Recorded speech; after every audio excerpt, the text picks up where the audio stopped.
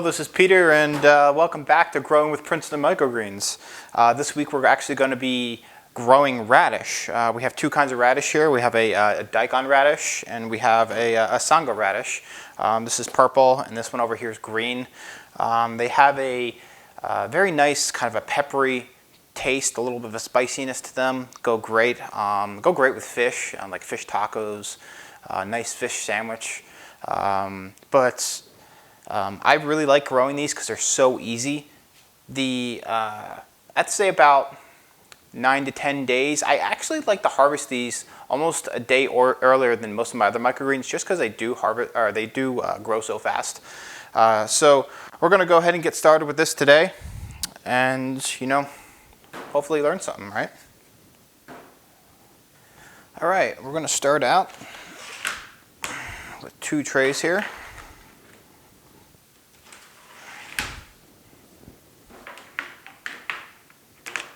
I absolutely love these trays. We had some of these black flimsy trays that we got from True Leaf, and we were using these for quite some time. They're a little bit taller, about 2 inches. The problem is when they're this tall, the airflow that goes through just gets kind of halted and stopped by that big lip. And these more shallow trays really help to make sure that your greens have proper airflow going through. So I really like these little trays. Not only that, but they also are 10 times easier to clean. They you just almost slip them with the water and everything just kind of like washes away. We do scrub them obviously with some disinfectant and everything to get them a little bit more clean and sanitary, but they really do clean so well. It's not even funny. So we're going to start off. We actually grow with coco coir. That's our growing method here at Princeton Microgreens. So we're going to go ahead and get started with that here.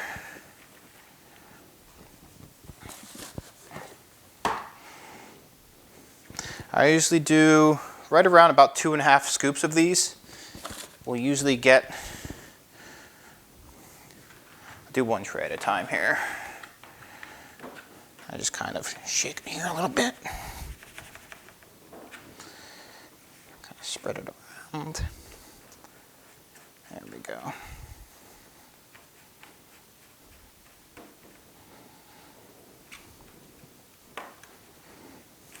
We actually get blocks of coco coir all dried out.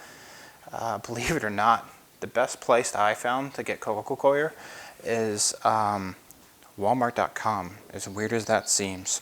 All of our nurseries and local places to buy soil and everything seems to really just charge outrageous prices.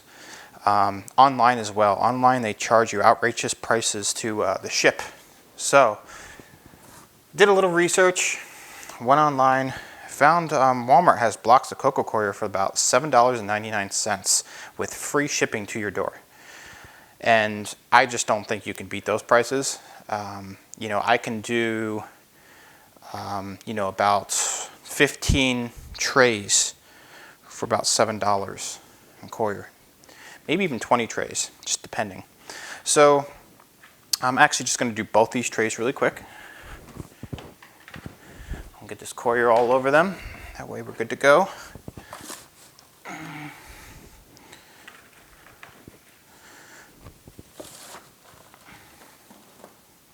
getting low on coir. We're going to have to make some more soon. There we go.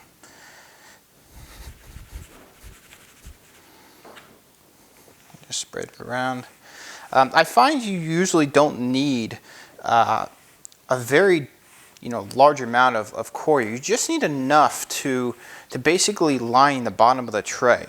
I see a lot of people, especially with the taller trays, right, with the big lip on them, the 2-inch lip. People fill them all the way to the top almost, and it's just it's a waste, to be honest. You really don't need that much. If you really think about it, people are growing, and you know, on mats, right? I see people growing on paper towels. I see people growing on cocoa coir mats and just all kinds of things, hemp mats and so forth. And if you've noticed, they all have in common one thing. They're extremely thin. So when it comes to actually growing in just raw cocoa coir, you really don't need that much. You just need a nice, you know, thin layer for your roots to grab into. So the roots are going to weave themselves throughout the medium anyway, and kind of make it so it's just one giant piece. You'll see later on. So now we have both our trays here.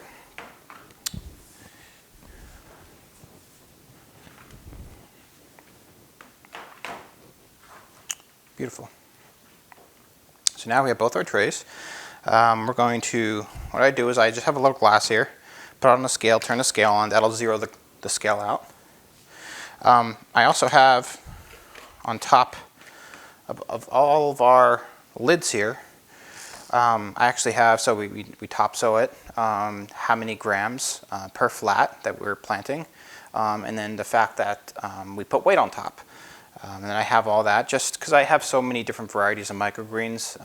You know, I don't really have to remember, I just have it all annotated. So I have that on there. So we're going to be doing 32 grams of flat for the daikon radish.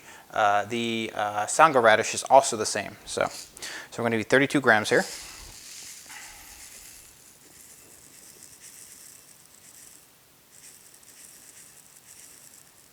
Boom. A little bit extra. 32. Beautiful. Now, this is just a little, I guess, a spice jar, and you can really find these anywhere. You know, you can find them in any craft store. You can find it at pretty much any shopping, you know, supermarket or something like that. Or if you just have used, you know, you had a little spice bottle of like, you know, thyme or whatever, you know, dried parsley. You can, you know, wash it out when you're done. And I use this to spread my seed, and it works great. I've been using it since I started. And I just pour it in like that, put the lid on, and just give it a little shake. And look at that. Look how beautiful that is, right? So.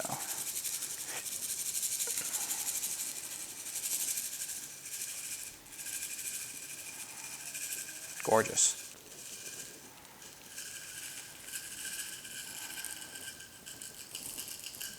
Just like so. And that's our daikon. And then we're going to go ahead and do the other tray with some sango radish. I love this radish. This one's a little bit more expensive. I think for about a pound of the daikons, about $15 for a pound, which is a great price. The profit margin is wonderful. And I think the sango radish is more like $40 a pound. You know, we do charge the same amount of money for either one. Just because when you're growing and you're planting, like, you know, I can't remember what it is, but this is probably a whole 25 cents worth of seed, and this would be, you know, 50 cents worth of seed, let's say, right? Well, 50 cents worth of seed, I'm going to get 8 containers of microgreens out of this 2-ounce containers. So for me to charge more for something that's just 25 cents more in seed per tray, you know, it's costing me, what, 5 cents more a container. I'm not going to charge $1 more for a container, you know, just because the seed is 25 cents more to plant, if that makes sense. So, so it doesn't really matter too much. So this would be another 32 grams. You'll find that most variety of microgreens, you know, if like the radish will plant, each radish will plant the same, you know, if one's 32, the other will be 32. All my mustards are the same way. I think I have like 6 or 7 different kinds of mustards. They're all pretty much the same way when it comes to, I think all the mustards are like 20 grams. You know, cabbages are the same way, you know, so forth. They kind of all like to mirror each other when it comes to that, which makes it a little easy.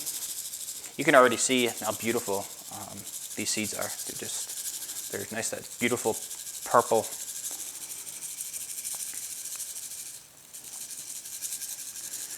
Radish is probably, I would recommend radish to get started growing microgreens, just because I really like the taste, I like the flavor.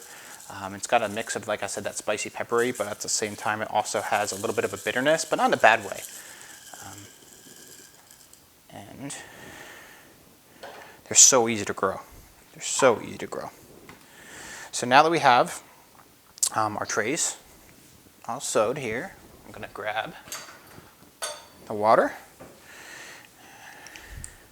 And we're just going to go over top of the water. I'm going to bring this down a little bit here. A little heavy.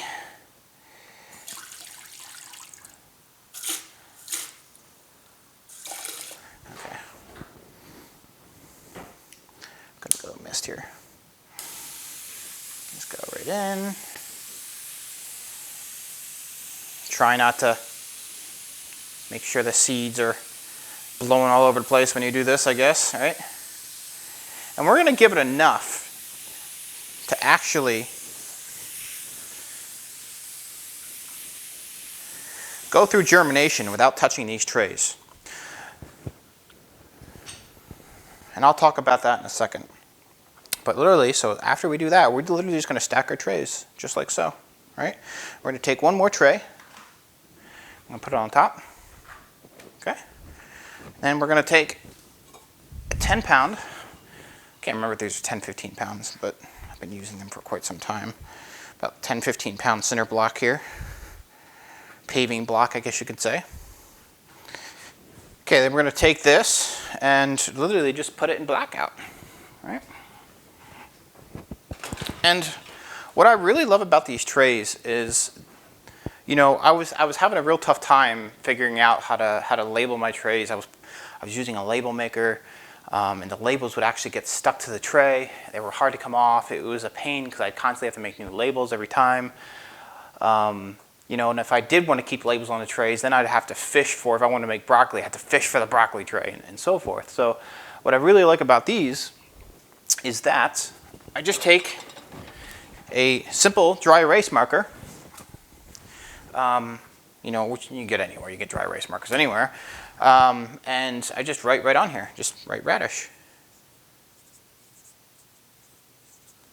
Which is great. So now it's labeled. And what's awesome is I just take my thumb to it and just rub right across it, and it's clean. Like, there's nothing to it. It's the easiest thing. And that has been wonderful for us. Absolutely wonderful for us.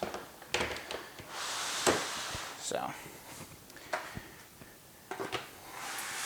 Okay, now we're going to let the radish sit. I'm going to say anywhere from 2 to 3 days to germinate. We gave it enough water to where, you know, we don't really need to touch it. I see some people in some channels and the way they grow, people are lifting up their trays every day. They're misting every day, you know, watering every day. You don't need to do that during germination. Give it enough water for it to basically just sit there for a few days. You're actually going to be able to even do Blackout after we do the germination phase, and you know, you won't even have to touch it. You won't have to give it water until after we introduce it to light. All right, we'll go ahead and let this radish sit for a few days, and we'll be back shortly. All right, welcome back to day number 4 of radish. I'm going to go ahead and take off our block here.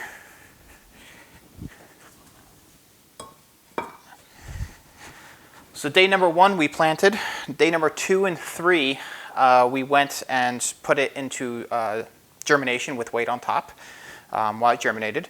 And now we're going to introduce it to Blackout. But first let's see what that looks like so you know when exactly it needs to go into Blackout. I like to tell people that not everything is an exact science. You know, there's not a particular, okay, 2 days, 3 days, 4 days. It's going to be a little bit different for everyone. And it's going to be more or less figuring out how to just read what your microgreens look like, right? You'll be able to kind of peek at the tray really quick and go, oh, okay, that should go into Blackout now, or that needs another day of germination. Again, nothing is an exact science. So, but look how beautiful these are. The Sanga radish is just, it's gorgeous. It's purple. It's just a beautiful purple color. People love it at the farmers markets. The chefs seem to love it just because the color is just so beautiful. And then we have our daikon radish right here, which will turn green once we introduce it to light later. Right now it's yellow. So this is exactly what it looks like right after germination, right before we introduce it to Blackout. It's beautiful. It's some of the most easiest microgreens to grow too. It's really hard to mess up radish. So I'm gonna go ahead and get some Blackout trays.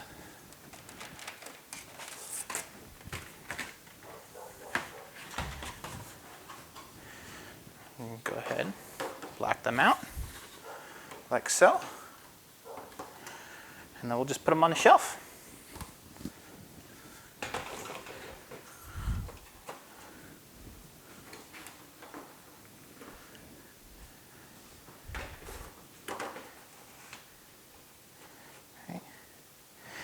Now, radish usually doesn't like to be in Blackout too long because it grows extremely fast. So I'm probably going to check back tomorrow and see what it's doing. And then if we need another day, we'll let it go another day. Otherwise, we'll probably introduce it to light tomorrow. But for now, stay tuned and we'll see you soon. Okay, welcome back to day 6 of our radish microgreen grow. Day 4 and 5, we had these in Blackout. We had them in germination for the first few days before that. Now we're going to go ahead and take the trays off out of Blackout and introduce them to light. As you can see, radish grows extremely fast. I've only had these in Blackout for just under 2 days. And as you can see, like the daikon radish here is just exploding through the top of this tray. This is even a 2-inch tray, not a 1-inch. So, you know, radish grows very fast. It's very easy to grow. So I'll go ahead and take these off. And look how big that is. That's huge. So, and that's our daikon. And this is our sango radish here. Sango grows just a little bit slower than daikon from what I've experienced. But it doesn't matter. You still harvest them the same day. Still grows just as much. And God, they look beautiful. I love the way these look. This purple is just so beautiful. It's got a great peppery flavor to it, and it just looks gorgeous on your food. So now that we've taken it out of Blackout, before we introduce it to light, we're going to go ahead and give it a little bit of water. Or I should say the first day of introducing it to light, we give it a little bit of nutrient water, and then we kind of rotate every other day. We give it a little bit of nutrient water. It doesn't really need a lot of it. So again, we use our sea mineral mixed with water here, a ½ ounce of sea mineral to every 1 gallon of water. You don't need much the first day. You just need maybe about a cup of water. It's usually what I like to give. I mean, radish does like to suck water up very quickly. So you just need to be careful with radish. I might even give it another ½ a cup here, just because I can actually lift these trays up just like this, and I can feel how much water they need just by feeling how heavy they are.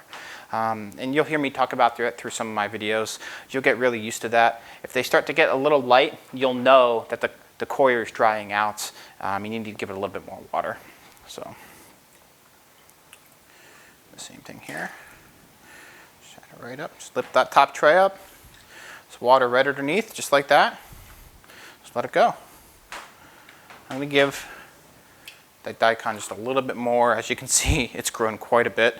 And don't forget, we have not, since we sowed these trays of radish, we have not given it any water besides day 1, obviously, when we sowed.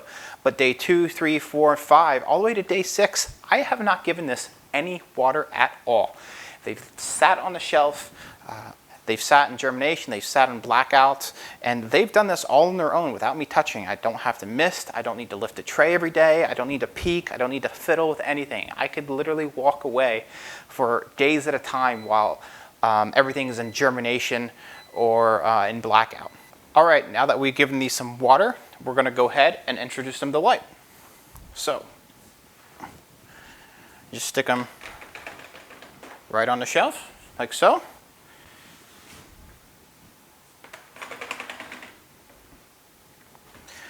And then we'll come back tomorrow and check these babies out and see what they're doing. All right, see you soon. Okay, welcome back to day number 7 of our radish microgreen grow. We have the daikon radish that's doing wonderful. As you can see, it kind of has a step up from the sango radish. The sango, the purple, tends to grow just a tad bit slower, like we were saying before, but it's okay. This is a great stage where it's at right now.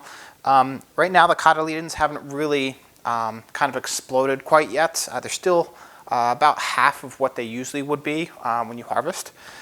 We still have a few more days of this. Plenty enough time for this to grow a little bit more. For right now, we're just going to go ahead and give it a little bit more water and then put it back on the shelf for another day. So,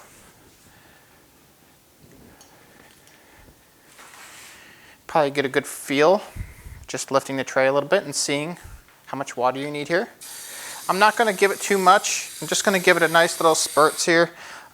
These have quite a bit of water left in them. They're definitely not any, they're not dry by any means. So go and do the same thing to the daikon here. Just like so. Should be plenty.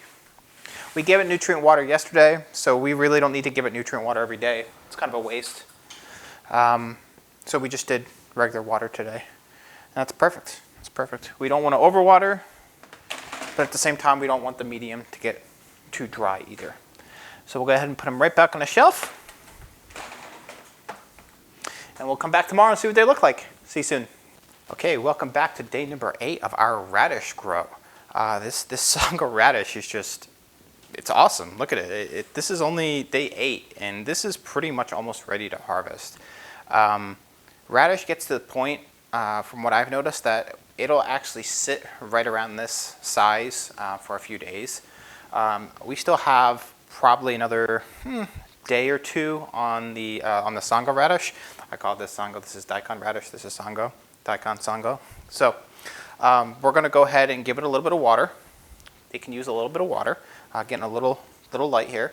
And then we're going to go ahead and put it right back on the shelf. I'm going to try to push these another 2 days just because it's closer to market time. It shouldn't be an issue at all. We're going to give it a little bit of nutrient water today and then go ahead and put it right back on the shelf. So let's do that. Probably just about a cup of water each, not too much. They still got a little bit of water in there. That one actually still had a little bit of water in the bottom tray, so I know that, I don't really need to give it too much more water. So, because the cocoa coir will only suck up so much water. So if there's water left at the bottom of the tray, you know that there's plenty of water in there. The coir is pretty much maxed out with how much water it can soak. So, okay, I'll do that. Put this right back on the shelf. Looking great.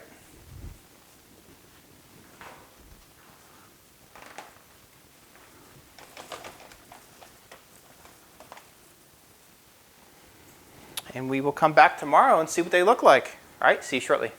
Okay, welcome back to day number 9 of our radish microgreen grow. The daikons looks amazing. This is absolutely ready to harvest today. I'm not going to harvest today just because I want to try to get 1 day closer to my market. It's no problem. I see people do that all the time, and it's okay to do. If you want to leave your crop for another day or 2, it really won't affect it.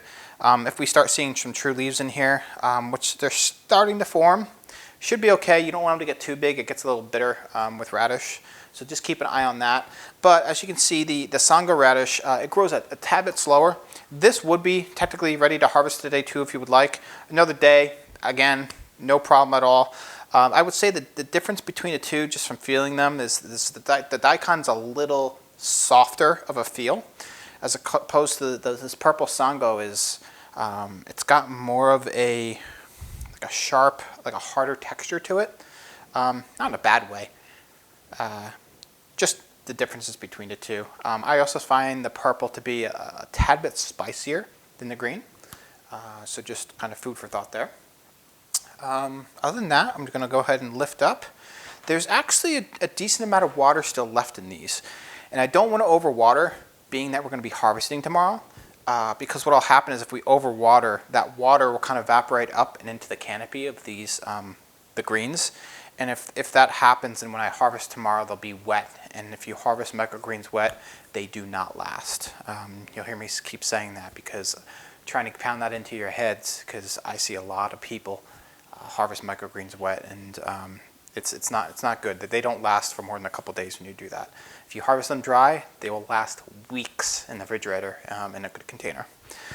So, with that said, I'm going to give this a little water. Again, not too much. Maybe about 3/4 of a cup to a half a cup, just to keep it from dying on me over the next day. We don't necessarily need to encourage it to grow too much, but we're just keeping it from basically not wilting or dying on us. So we'll do the same for the sango here. Not much. We're also going to start up the fans behind us too, and that'll get some air circulation going. I like to start up the fans the last day, right before harvest. That way for harvest day tomorrow, again, they're dry. Sound like a broken record. I know. I'm sorry. So we'll go and put these back on the shelf.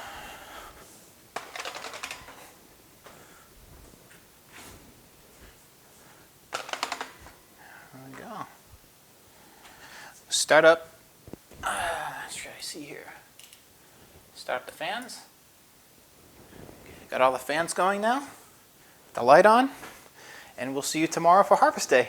Welcome back to harvest day, day number 10. We have our sango radish and our daikon radish right here. They are perfect for harvesting today. So they look great. I'm going to take the sango and set it aside really quick so we can actually harvest this daikon really quick. But first, to get started, we need our scale. We need some packaging. This is plastic-free, made of cornstarch, 100% compostable, biodegradable, blah, blah, blah.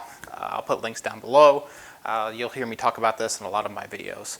Also, our food-safe packs, which suck in the humidity from inside the container to keep our greens as dry as possible, and some awesome labels that we made. So, let's get started here. Okay, first we're going to put our container on the scale along one of these packets right here, zero out the scale, and we are ready to start cutting. We're going to be able to we're going to do 2-ounce containers. So when we start cutting, obviously you see here how we have a little soil we pick up. That happens all the time. I just kind of pick it off, put it aside. Just make sure that you don't get any of the cocoa coir in with your greens.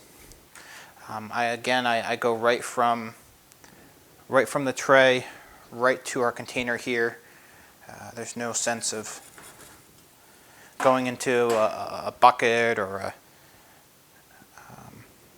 bowl or something like that. I mean, you're just going to take it right out and put it. You're just doing double your work for no reason. So we go right to our container. We do 2 ounce, which is equal to 56 grams. So we are at 51 grams right there. Just a little bit more. 53. And 56. 55. I never like to go under. You never want to cheap out on the customer. So there you go. Want to make sure you tuck all those leaves in like so. You don't going to get them pinched when you close the container, because there you go. Then it looks ugly. Put a nice little label on like so. And there you go. Look at that. That's gorgeous. So we would bring these right to the market. We sell these little containers of radish for about $6 a piece. So it's pretty good profit there for radish. That's why I grow a lot of radish, just because there is a lot of profit to be had with radish. Because you grow so much of it, we can usually get, I would think, anywhere between 7 to 8 containers for radish.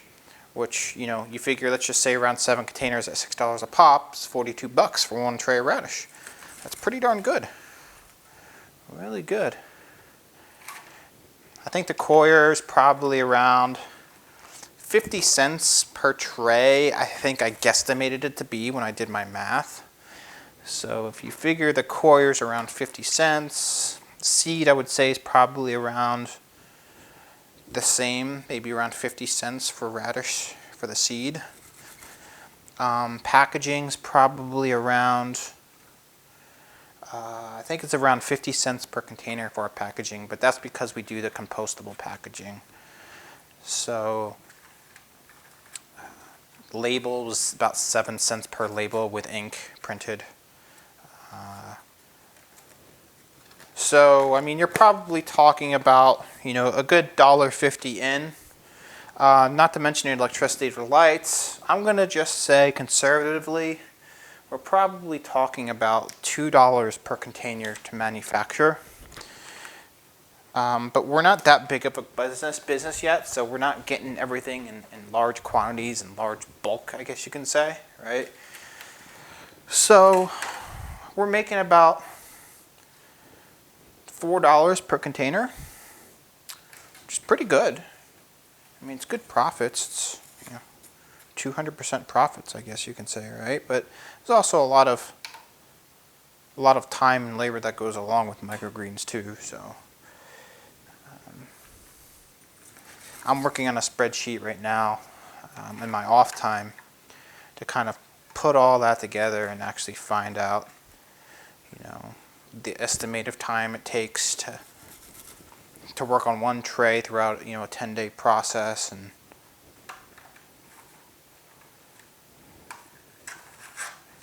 you know, get the amount of, you know, man hours it takes, I guess, per tray of greens. Put that all into one big giant spreadsheet. You know, do a drop down with different types of microgreens and how much it costs, you know, per seed. You know, to seed, to sow one tray, and, you know, so forth. And I'll put in there some calculations for the lights, just all kinds of stuff. And that way we can do a drop down and find out exactly the cost and profit of every single crop. And the reason why I think that's important is because you need to know what to charge, right? You don't want to grow one crop and charge, you know, a 50% profit margin, and then grow another crop and then charge a 200% profit margin, or a 400% profit margin, even for that matter, right? You need to make sure everything's profitable. There are exceptions to the rule.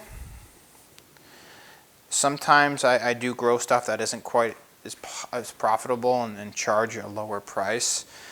Just because it gets people to my stand, gets people talking about my greens and taking stuff home to try, and, you know, things like that.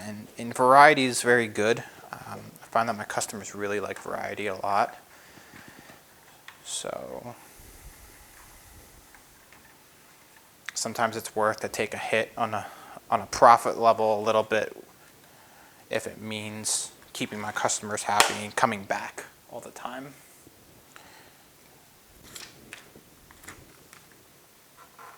Go. So far we've done 4. I think we might be able to do maybe 3 more, which gives us about 7.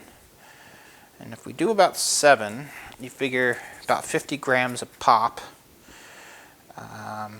7 times 5 is 35, so it's about 350 grams.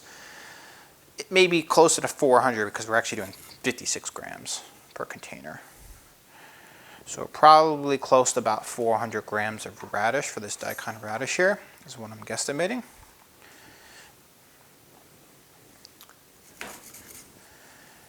I don't keep too much track of, you know, if I grew radish last week and, you know, how much did it weigh total and versus this week, and I don't really get too much into that. I just grow what I grow, and when I sell out, I sell out. that's just how we do it right now. Once we start getting a little bit bigger, I'll worry about those types of things. But for right now, I just grow what I grow, and when we sell out, we sell out. So, hoping to get 2 more here. That will be very nice.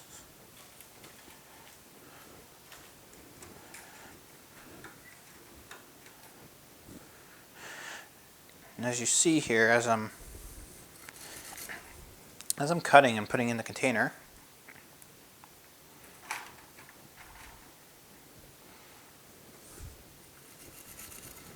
I'm going kind of back and forth, right? I put some this way, put some this way. I kind of go back and forth, and that just kind of makes them sit in the container a little bit even more evenly, so you're not overloading one side of the container. And it looks nice, right? I think we're going to stay right around 6 containers with this one. We're definitely not going to be able to get another. Maybe if I was a little bit cleaner here, but I wasn't. 60 grams. So usually what I do in this case is I'll actually just keep these for home. So that's actually why I'm really not too concerned when I cut, because I actually love the leftovers along with my wife. So any leftovers that we do have, I put into a little container for myself. With radish, I really enjoy it on, my favorite thing to put it on is I make like a fish sandwich with some mayonnaise and some Radish Microgreens. And it is my favorite thing in the whole world. I just love it. So I'm actually just going to put these into a little container for myself here. And then we're also going to do the sango after this. So whatever we have left over for the sango radish, I will just put in right here with the green. Should not be an issue since it's just for me.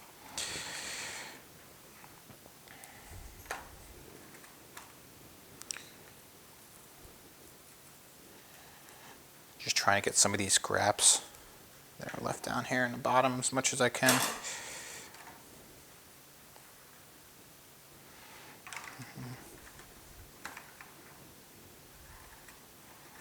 There we go. I'll put this aside for myself and then fill it up with the sango like I said. I put my tray aside.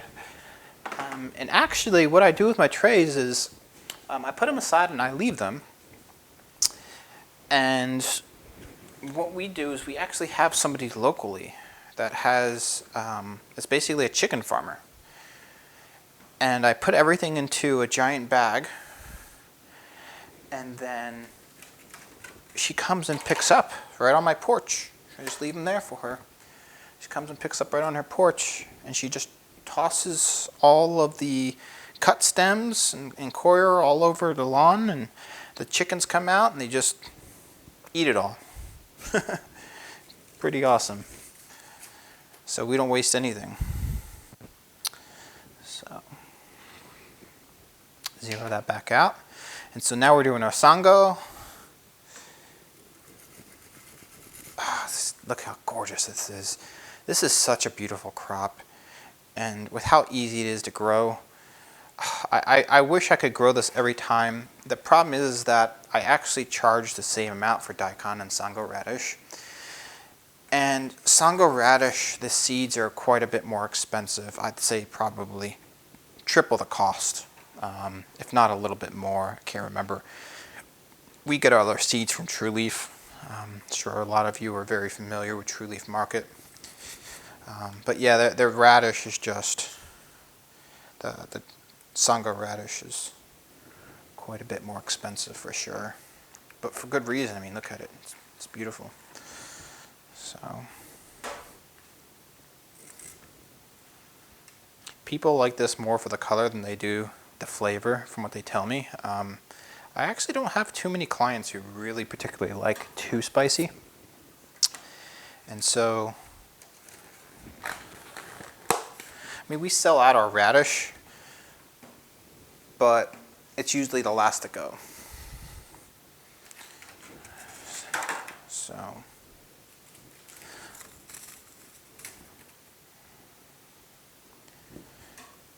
I personally love the flavor. I love spicy. I love peppery. It goes on just about anything and everything. So,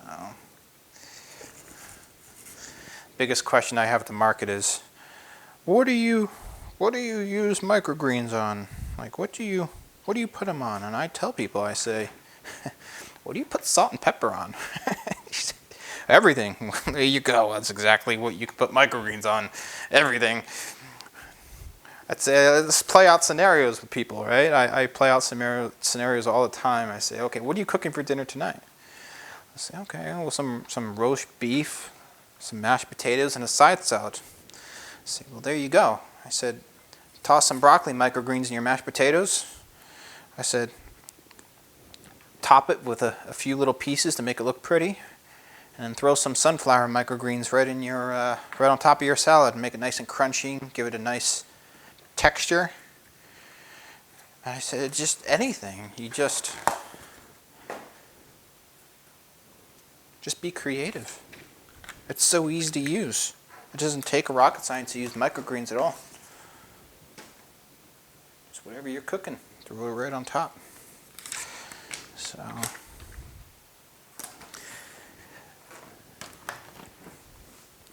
clients tend to,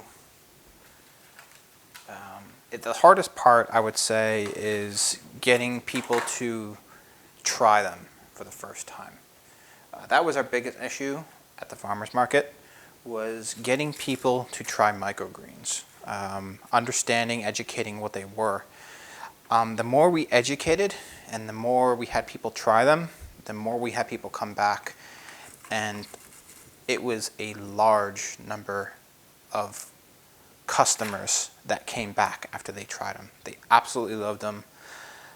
The one thing I'll say about our greens, and what we're most prideful about, is how long they last. Because we use these, which suck in the humidity from the container, and because we make sure, like, we put this in under a fan the last day and a half here to make sure it was as dry as possible. You can look in here and there's nothing here that's wet. Nothing that's wet. It's not damp, nothing. So there's no condensation buildup. And what that does is when we put it in here dry, on top of putting that little packet in here, that humidity packet that sucks out the humidity, we've had customers all the time tell us that these greens, or purples rather,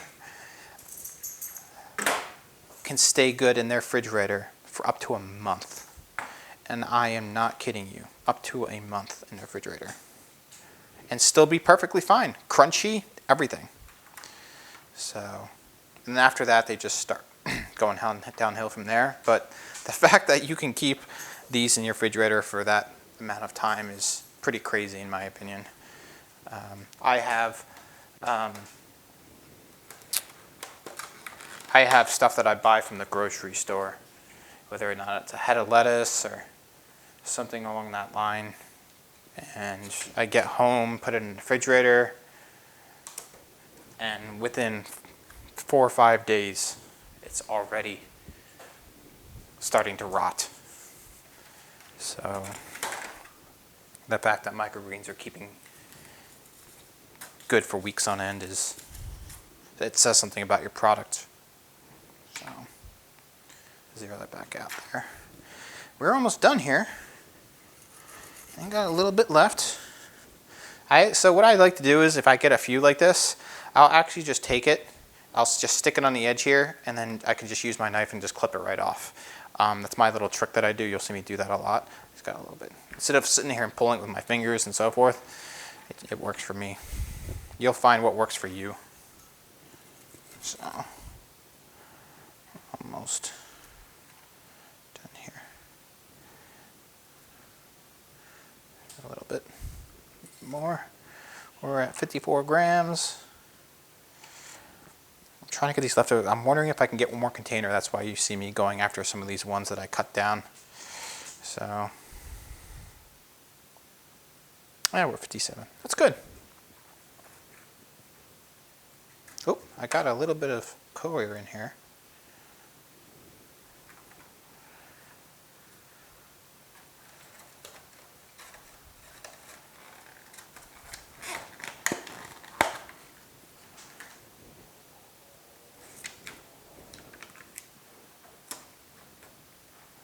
Okay, what's over here?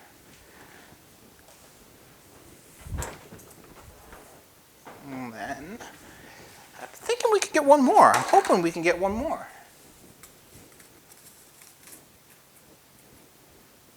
So let's try this. I love when we can squeeze one more. So.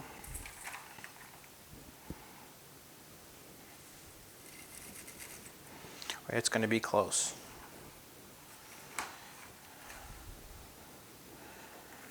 Let's see. We're at 35. Try to get every last piece that we can here. We were a little messy, obviously. So these last containers tend to be a little bit messier because I'm picking up all of the extras left over here that we cut.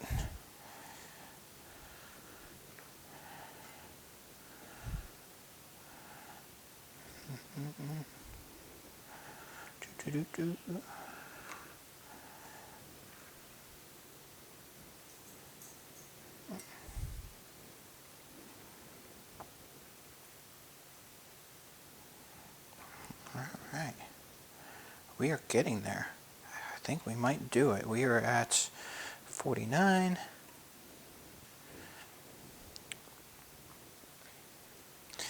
You want to do this actually pretty fast when you get to this point right here and you're picking stuff up, because once you cut, the stems that are left sticking up are kind of, the water starts seeping through it and they'll get the crop a little wet when you're picking stuff off the bottom here. So we're at about 53, 52. A little bit more here.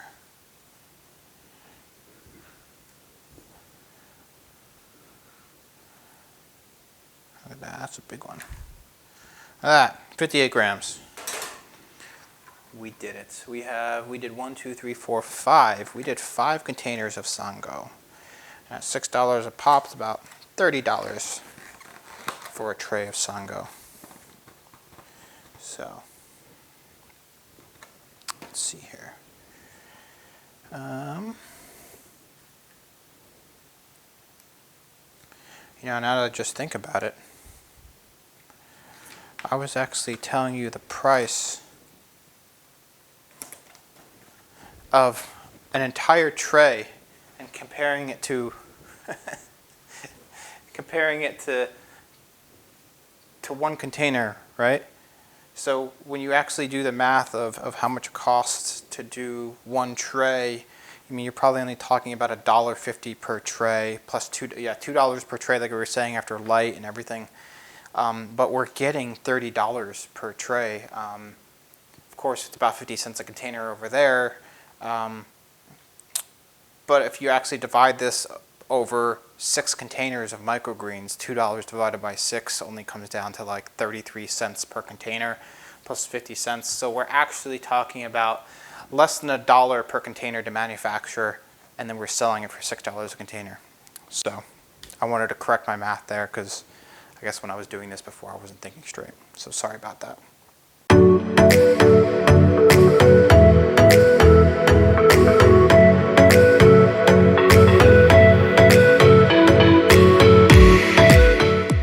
Okay, so we just finished up our Sango radish. And we have, let's see, 1, 2, 3, 4, 5, 6. We did 6 of the daikon radish, and we did 5 of the Sango radish, for a total of about 11 containers. Again, we sell for about $6 a pop. So 6 times 11, $66 from 2 trays of microgreens. That's not too bad at all. So that's it. We really hope you enjoyed this video. I hope you learned something, and we'll see you next time. All right? Hello everyone, Peter here from Princeton Microgreens. I hope you enjoyed this video.